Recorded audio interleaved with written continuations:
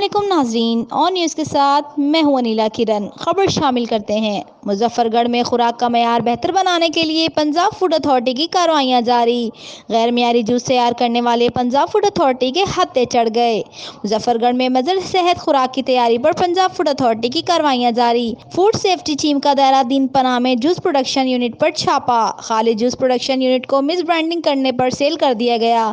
پانی کی تجزیہ رپورٹ کی عدم دستیابی بھی پائی گئی۔ ڈی جی فوڈ اتھارٹی رفاقت علی نسوانہ کے مطابق غیر قانونی طور پر فوڈ لائسنس کے بغیر خوراک کا کاروبار کیا جا رہا تھا۔ جلد ساز مافیا معاشرے کے لیے ناسور ہے۔ عوام تک صحت بخش خوراک کی فراہمی پنجاب فوڈ اتھارٹی کی ذمہ داری ہے۔ رپورٹ کرتے ہیں رپورٹر مجیب الرحمان سامی، آن نیوز، مظفر گڑھ۔ لائک کریں، کمنٹ کریں، شیئر کریں اور بیل آئیکن کو پریس کرنا مت بھولیں۔